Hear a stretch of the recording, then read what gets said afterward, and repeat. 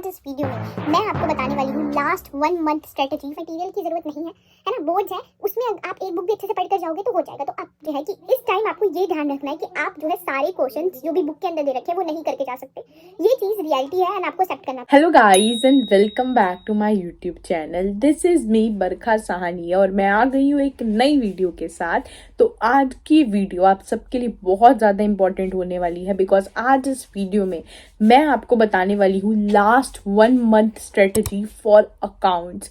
अगर आपने अभी तक अच्छे से प्रिपरेशन नहीं करी है एंड अभी भी आपके अकाउंट्स में अच्छे मार्क्स नहीं आ रहे हैं, प्री बोर्ड एग्जाम्स के अंदर आपसे अकाउंट्स नहीं हो रही है, आपको समझ नहीं आ रहा कि कैसे इस चीज़ को हैंडल करना है, कैसे अकाउंट्स को पढ़ना है ताकि बोर्ड्स में आप 90+ मार्क्स आउट ऑफ 100 अकाउंट्स के अंदर स्कोर कर सको, तो ये वीडियो आपके लिए। इस वीडियो को पूरा अच्छे से सुनना, जो मैं बता रही हूँ इस वीडियो का हर एक मिनट आपके लिए इंपॉर्टेंट है बिकॉज इसमें मैं आपको ऐसी चीज़ें बताने वाली हूँ जो मैंने फॉलो करी थी लास्ट 1 मंथ में, जिससे मेरे प्री बोर्ड्स में जो है 80 में से 33 मार्क्स आने के बावजूद बोर्ड्स के अंदर मेरे आए थे 100 में से 93 मार्क्स। तो इस वीडियो को पूरा अच्छे से देखना। सबसे पहले मैं भी एक ऐसी स्टूडेंट थी क्लास 12th में, मुझे भी अकाउंट्स नहीं पसंद थी और अभी तक मुझे नहीं पसंद है। और मैं भी अकाउंट्स में ना वीक थी बहुत ज़्यादा फ्रॉम माई क्लास 11th, बोलते हैं ना ऐसे। मेरा क्लास 11 में भी इतना अच्छा बेस नहीं था अकाउंट्स के अंदर और क्लास 12th में भी मेरी वीक थी। बट अगर मैंने ये चीज़ देखा है, बट अगर आप किसी चीज़ में मेहनत करते हो ना, चाहे लास्ट टाइम में करो, उसके लिए आपको उसका रिजल्ट ज़रूर मिलता है। जैसे मैंने क्लास 12th की शुरू में, ऐसा नहीं है अकाउंट्स नहीं पढ़ी बट मैंने सिर्फ ट्राई करा कि मैं बस क्वेश्चन कर लूँ, किसी तरह चैप्टर ख़त्म कर लूँ, बट मैंने अपने कॉन्सेप्ट क्लियर नहीं करे। बट लास्ट में जब मैंने अपने कॉन्सेप्ट पे वर्क किया, मैंने अपने कॉन्सेप्ट को क्लियर करा, तो देन मेरे अच्छे मार्क्स आए बोर्ड एग्जाम में।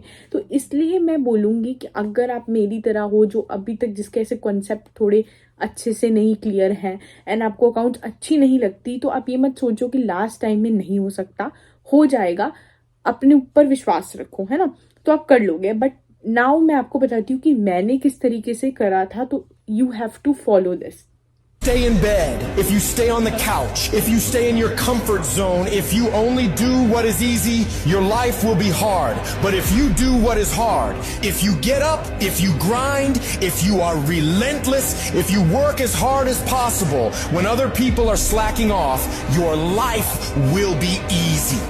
After my pre board result, जब मेरे को पता लगा कि मेरे अकाउंट्स में कम मार्क्स आए हैं, देन मैंने सीरियस वे में अकाउंट्स के लिए पढ़ना शुरू करा बिकॉज उस टाइम मुझे था कि भाई मुझे किसी भी तरीके से अकाउंट्स में एक अच्छा स्कोर करना ही करना है। तो ऐसे ही अगर आपके प्री बोर्ड में कम मार्क्स आए हैं या फिर आपके एक्सपेक्टेशन के अकॉर्डिंग नहीं आया जितनी आपने मेहनत करी है, तो उस मार्क्स को एज अ पॉजिटिव वे में लो और कहो कि हम इससे ज़्यादा नंबर लेकर आएंगे, हम कर सकते हैं। तो इस तरीके से लो, नेगेटिव मत सोचो कि अब मेरे बोर्ड्स में आ ही नहीं सकते, अब 1 महीने ही कुछ ऐसा टाइम बचा है, मैं कैसे कर लूँगी। आप कर लोगे। सबसे पहला आपको ये ध्यान रखना है कि अपना आपको भी सिलेबस वाइंड अप कर देना है। एक बार तो आपका सिलेबस कंप्लीट हो जाना चाहिए। तो पहले आप जो है अपने सिलेबस को कंप्लीट करोगे। जिन बच्चों का सिलेबस हो रखा है बट ऐसा हुआ है कि हाँ बस किसी तरह कर लिया है, वो भी ठीक है, चलो उन्होंने सिलेबस तो करा है। बट जिन बच्चों का भी सिलेबस पूरा नहीं हुआ है, पहला टारगेट उनका ये होगा कि पहले अपने सिलेबस को कंप्लीट करना, ठीक है। तो वाइंड अप करो अपने सिलेबस को। अब आपको मोस्ट इंपॉर्टेंट चीज़ ये ध्यान रखनी है कि इस टाइम पे बहुत सारे बच्चे क्या करते हैं कि अकाउंट्स की दूसरी बुक पे जंप करने की कोशिश करते हैं। तो सबसे पहले अकाउंट्स की बुक पे स्टिक रहो। जो उनसी बुक आप अपने यूज कर रहे हो शुरू से, स्टार्टिंग से, वही बुक आप यूज करोगे, उसी से क्वेश्चंस करोगे। नई बुक्स पे स्टिक मत करो, क्योंकि अभी मैं देखती हूँ बहुत सारे बच्चे कहते हैं कि दीदी क्या मैं डीके गोयल से इस चैप्टर को कर लूँ, टीएस ग्रेवाल से मैं ये कर लेती हूँ और मैं एनसीईआरटी से भी क्वेश्चन कर लेती हूँ। नहीं, इतना सब कुछ मटेरियल की जरूरत नहीं है ना। बोर्ड्स है, उसमें आप एक बुक भी अच्छे से पढ़ कर जाओगे तो हो जाएगा। तो आप जो भी बुक यूज कर रहे हो शुरू से उसी बुक पे फोकस रहो। डीके गोयल यूज कर रहे हो तो डीके गोयल पे, टीएस ग्रेवाल पे तो टीएस ग्रेवाल पे। नेक्स्ट चीज सब आपको ध्यान रखनी है वो ये है कि इस टाइम आपको ये ध्यान रखना है कि आप जो है सारे क्वेश्चंस जो भी बुक के अंदर दे रखे हैं वो नहीं करके जा सकते। ये चीज रियलिटी है एंड आपको एक्सेप्ट करना पड़ेगा। आप जो है सारे क्वेश्चंस नहीं कर सकते। तो अब आपको अपनी स्मार्ट अपनी स्मार्टनेस को जगाना है और वो वाले क्वेश्चंस करके जाने हैं that are very very important. अब वो वेरी वेरी इंपॉर्टेंट क्वेश्चंस आपको कैसे पता लगेंगे? वो ऐसे पता लगेंगे जब आप अपने प्रीवियस ईयर क्वेश्चन पेपर को एनालाइज करोगे। अब ये प्रीवियस ईयर पेपर कहाँ से एनालाइज करे दीदी? तो आप क्या करोगे कि आप डाउनलोड करोगे सीबीएसई गाइड ऐप। जो सीबीएसई गाइड ऐप है वो आप डाउनलोड करोगे, है ना। एंड्रॉयड फोन्स में इजीली अवेलेबल है, प्ले स्टोर में जाके डाउनलोड करो और उसको ओपन करो एंड उसमें जो है आप प्रीवियस ईयर पेपर चेकआउट करो अकाउंट्स के। एंड वहां पे आप देखोगे कि हर चैप्टर में किस तरीके के क्वेश्चन आए हुए हैं। जिस जिस तरीके के क्वेश्चंस चैप्टर से पूछे गए हैं पिछले कुछ 4-5 सालों में, उस टाइप के क्वेश्चंस जो है आप अब प्रैक्टिस करोगे। ये चीज आपको ध्यान रखनी है, क्योंकि जो सीबीएसई होता है वो जो क्वेश्चंस देता है वो ज्यादातर रिपीटेटिव देता है, यानी कि वो क्वेश्चंस बदल देगा बट वो जो क्वेश्चन होगा ना, मतलब उस पे कॉन्सेप्ट क्वेश्चन पे एक ही लग रहा होगा। जैसे सीबीएसई है कि उससे पता है वो एडमिशन रिटायर पे पार्टनर कैपिटल रिवैल्यूएशन पे ही क्वेश्चन देता है ना, हर साल वो इसी पे क्वेश्चन देता है। तो आप देखोगे ना प्रीवियस ईयर पेपर, तो जब आप प्रीवियस ईयर पेपर को एनालाइज करोगे ना खुद से, तो आपको पता लगेगा कि किस तरीके के क्वेश्चन आते हैं। तो जिस तरीके के क्वेश्चन प्रीवियस ईयर पेपर्स में 4-5 साल पहले तक आए हैं, उन टाइप के क्वेश्चंस आपको इस टाइम पे करने हैं। मैंने भी ऐसा करा था, प्रीवियस ईयर पेपर्स देखे थे, देन उसके बाद मैंने अपनी अकाउंट की बुक से उसी टाइप के क्वेश्चंस करे थे। और अब आपने जब इस टाइप के क्वेश्चंस करोगे तो देन अपने आप आपके अंदर कॉन्फिडेंस आएगा, क्योंकि आपको पता है कि आप वो वाले टाइप के क्वेश्चंस कर रहे हो जो सीबीएसई अपने प्रीवियस ईयर पेपर्स में देता है ना।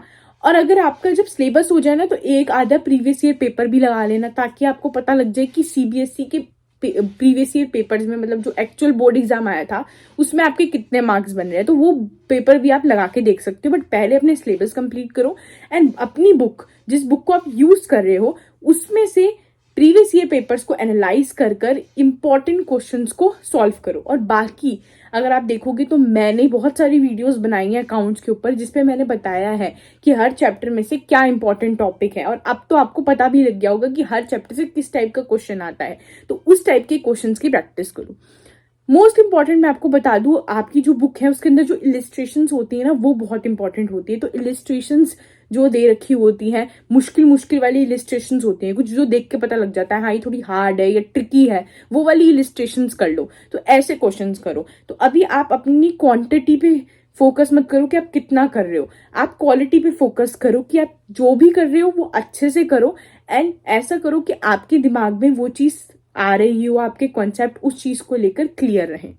आपने अपना सिलेबस कंप्लीट कर लिया, बट नाउ आपको ऐसा लगता है कि कुछ ऐसे चैप्टर्स हैं जो अभी मेरे अच्छे से नहीं हुए हैं, जो बस मैंने कर ही लिए हैं किसी तरह। तो वो वाले चैप्टर्स को आप प्रायोरिटी दो इस टाइम पे, उन चैप्टर्स को अच्छे से करने की कोशिश करो। आपने ठीक है किसी तरह वो चैप्टर कर लिया है कंप्लीट, बट नाउ आपको पता है अंदर से कि वो अच्छे से नहीं हुआ है, तो उस चैप्टर को अच्छे से करो। एंड अच्छे से करने का मतलब ये है कि उसका एक वन शॉट देख लो एंड कुछ इंपॉर्टेंट क्वेश्चंस कर लो, तो आपका वो चैप्टर भी अच्छे से हो जाएगा। अब आता है कि आपको एक और चीज ध्यान रखनी है कि मेन चीज जो इस टाइम में आपको करनी चाहिए वो ये है कि आपको सैम्पल क्वेश्चन पेपर सॉल्व करने चाहिए। अब आप कोई सी भी पब्लिकेशंस के सैम्पल क्वेश्चन पेपर सॉल्व कर सकते हो, जैसे एडुकार्ट हो गया, ओसवाल हो गया। मैंने इन दोनों के रिकमेंड किए हैं आप लोगों को, क्योंकि इन दोनों के सैम्पल पेपर्स हैं वो बहुत अच्छे हैं, एडुकार्ट के, ओसवाल के। आप इन दोनों में से जो आपको अच्छा लगे उनकी सैम्पल पेपर्स को बाय कर सकते हो एंड उसके थ्रू प्रैक्टिस कर सकते हो। बट हाँ, सैम्पल क्वेश्चन पेपर लगाना बहुत जरूरी है। अगर आप सैम्पल क्वेश्चन पेपर नहीं लगा के जाते हो अकाउंट्स का, तो मैं आपको बोलूंगी, गारंटी दूंगी कि आपका अकाउंट्स का पेपर छूटेगा, आपको पैटर्न समझ नहीं आएगा एंड आप वहां पे जाके कंफ्यूज हो जाओगे और क्वेश्चंस को आप ये नहीं एनालाइज कर पाओगे कि आपके वीक टॉपिक्स क्या हैं। तो सैम्पल क्वेश्चन पेपर जो है आपको करके ही जाने हैं, इससे आपको बहुत फायदा होगा। एक तो टाइम मैनेजमेंट पता लगेगी, दूसरा आपको पता लग जाएगा कि आप कहाँ गलती कर रहे हो, है ना, और तीसरी चीज आपको पता लग जाएगा कि किस तरीके का पेपर आता है, कैसे आपको सॉल्व करना है, आपसे हो भी पा रहा है कि नहीं हो पा रहा। और मैं आपको एक बात बता दूं कि जब सैम्पल पेपर आप करते हो ना, तो सैम्पल पेपर करके आप जो है देखा करो कि आप कहाँ गलती कर रहे हो, कौन सा चैप्टर का कौन सा टॉपिक है जिसपे आपकी गलती हो रही है। जब आपको पता लग जाए कि हाँ एक सैम्पल पेपर करा आपने एंड आपने देखा कि बार बार क्या हो रहा है, मेरे शेयर्स वाले क्वेश्चंस में गलती हो रही है। आपने 2-3 सैम्पल पेपर करे तो आपको पता लग जाएगा कि आप कहाँ पे गलती कर रहे हो। तो वो वाले जो टॉपिक्स हैं जो आपके वीक हैं वो आपको पता लग जाएगा कि आप कहाँ लैग कर रहे हो। तो देन आपको वो जो टॉपिक्स जहाँ पे आप लैग कर रहे हो उन टॉपिक्स की आप क्या करोगे, प्रैक्टिस करोगे। तो ये होता है कि ये नहीं कि तुम दोबारा से सब कुछ कर रहे हो, जो वीक टॉपिक्स हैं उनकी प्रैक्टिस करो। जैसे मुझे पता था कि मेरे को शेयर्स अभी अच्छे से नहीं आया, तो मैंने शेयर्स की बहुत प्रैक्टिस करी थी, तो शेयर्स की प्रैक्टिस करो। एंड आप अभी मैक्सिमम क्वेश्चंस बनाओ अकाउंट्स के, जितने बना सकते हो। मैं ये नहीं बता सकती गिनती में कि इस चैप्टर से इतने बना लो, इतने बना लो, ये बहुत है। मैं ये बोलूंगी कि मैक्सिमम बनाओ, जितनी आपकी कैपेबिलिटी है, जितना आपको लगता है कि मैं कर सकती हूँ, जितने क्वेश्चन मैं मैक्सिमम बना सकती हूँ उतने क्वेश्चन बनाओ, अपने साइड से अपना बेस्ट दो, ये मैं बोलूंगी। आपको सिलेबस कंप्लीट करना है। उसके बाद अगर आपके कोई ऐसे टॉपिक्स है या ऐसे कोई चैप्टर है जो आपको लग रहा है कि आपका अच्छे से नहीं हुआ है, तो उसको प्रायोरिटी में रखो, उसको अच्छे से करो पहले। फिर उसके बाद जो है जब आपका हो जाए तो सैंपल पेपर्स लगाओ, और सैंपल पेपर्स लगा के उसमें से अपनी मिस्टेक्स को एनालाइज करो, है ना। और क्वेश्चंस कौन से करो, मैंने बताया जो प्रीवियस ईयर पेपर में से क्वेश्चंस को एनालाइज करो, और वो वाले क्वेश्चंस करो जो रिपीट होते हैं। सीबीएसई हर बार जिस टॉपिक से क्वेश्चन देता है वो वाले क्वेश्चंस करो। कुछ बच्चे मुझसे पूछेंगे कि दीदी थ्योरी कैसे करनी है, अकाउंट्स में थ्योरी के क्वेश्चंस की कहाँ से प्रैक्टिस करनी है, कैसे करनी है।